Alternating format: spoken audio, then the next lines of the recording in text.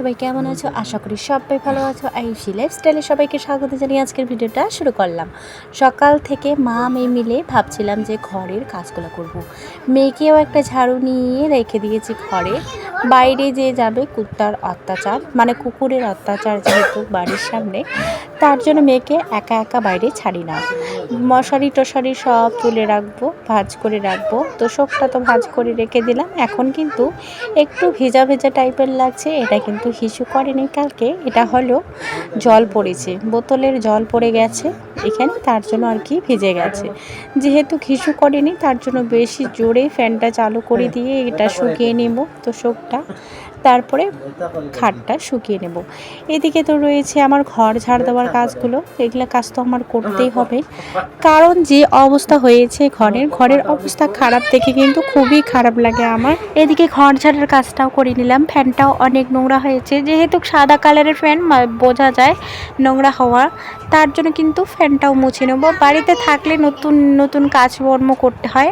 আমি শখ করে একটা রিং লাইট নিয়েছিলাম, ওইটাও কিন্তু খারাপ হয়ে গেছে, তার জন্য কিন্তু ওটা উপরে রেখে দিয়েছি, যাতে ওটাকে দেখে বারবার মনটা যাতে খারাপ না হয়, তার জন্য কিন্তু পরে রেখে দিয়েছি।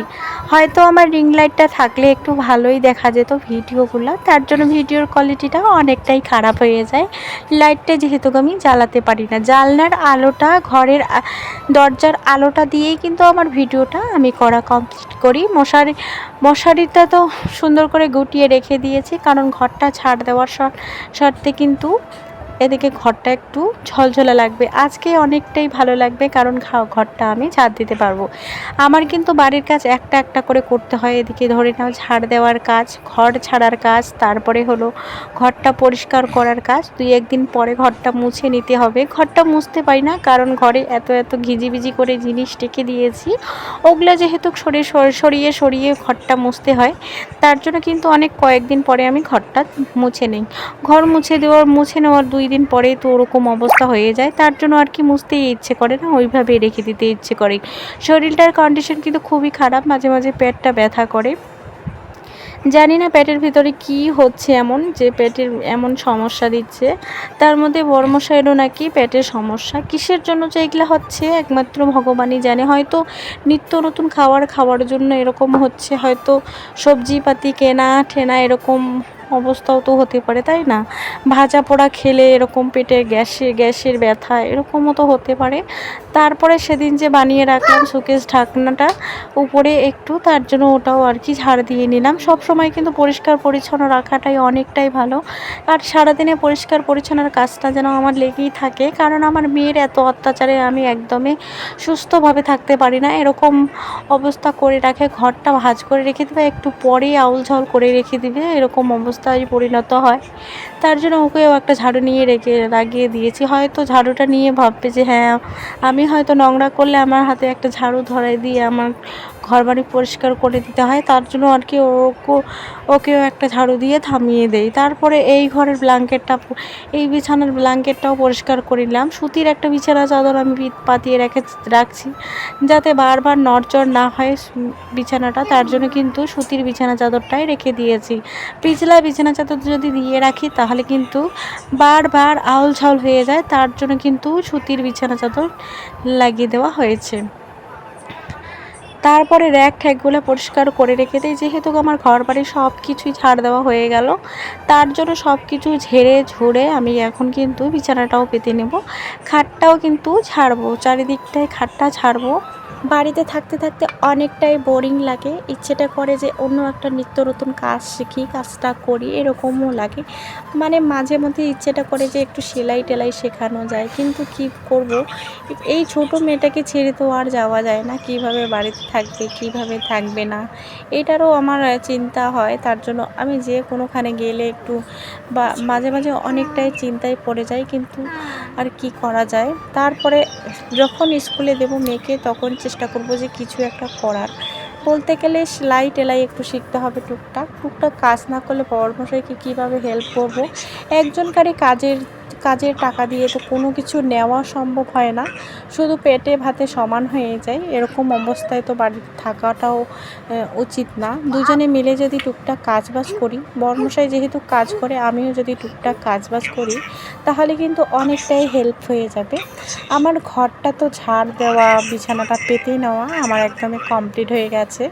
এখন কিন্তু আমি লেগে পড়লাম আমার বাইরে ঝাড় দেওয়া। আগের দিন তো আমি মুছে নিয়েছি, বারান্দা ঠারান্ডা যা আছে মুছে নেওয়া হয়েছে। তো মাঝে মাঝে আর কি এগুলা কাজবাজ করি। যেহেতু আগের দিনে বৃষ্টি পড়েছিল, বারান্দার অবস্থা খুব খারাপ হয়ে গেছিল। এখন কিন্তু বারান্দাটা মুছে নেওয়ার পরে কিন্তু ভালোই লাগছে দেখতে। আর আমার স্টেমটা যেন কেমন হয়ে গেছে, চারিদিকে ঘোরাঘুরি করে। একটু আগেই তো এখানে রেখে দিলাম, একটু ঘুরে সরে গেল আর কি। এখন আর কি উঠোনটা ঝাড় দিয়ে নিচ্ছি, কারণ উঠোন বাড়িঘর সবসময় ঝাড় দিয়ে পরিষ্কার করতে রাখতে হয় আর কি। কারণ মাঝে মধ্যে এরকম হয়ে যায় উঠোন বাড়িঘরগুলো ঝাপসা পড়ে যায়, দেখতেও খুবই খারাপ লাগে। কালকে কিন্তু রাতে এত বৃষ্টি হয়েছে বলার মতো না। এত বৃষ্টি হওয়ার সত্ত্বেও কিন্তু আমি আমার উঠান বাড়িঘরগুলো ঝকঝক করে ঝাড় দিয়ে রেখে দিয়েছি। কারণ এতগুলো বালতিতে জল উঠিয়েছি, কি আর বলি। জল শুধু নিয়ে জল একটা মগের সাহায্যে তুলে কিন্তু ফেলে দিয়েছি। অনেক কয় বালতি, বলতে গেলে 8-9 বালতি কিন্তু আমি জল উভে নিয়ে এসেছি আর কি, বয়ে নিয়ে এসেছি। কারণ এতগুলো জল আর কি, যেহেতু ওই জায়গাটায় কাদা হয়, কাদা হতে দেই নাই।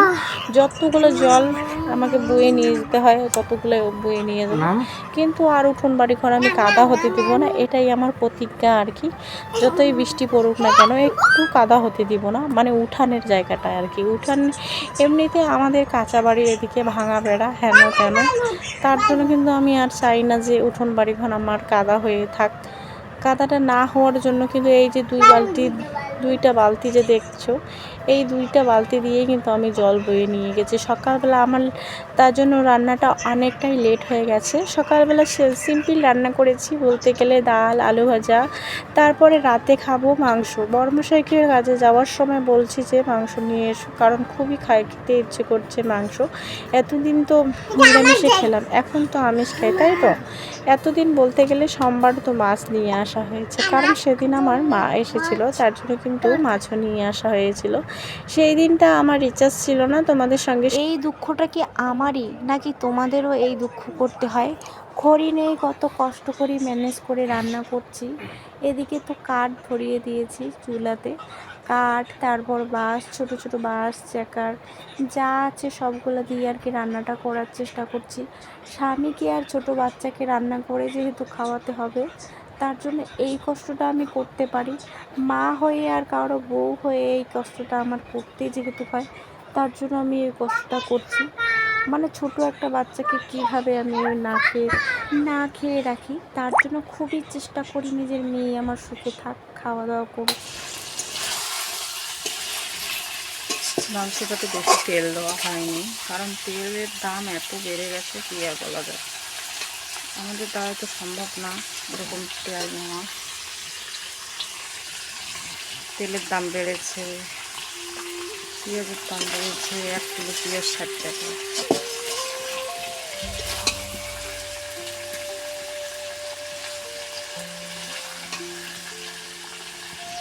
মাংসটাতে জল দেওয়ার পরে এত তেল ভেসে উঠছে, কি আর বলি। আমি তো ভাবিনি যে এত তেল বের হবে। যখন আমি ভাজাভাজি করছিলাম তখন কিন্তু মাংসতে আমি সেরকম তেল দেখতে পারিনি।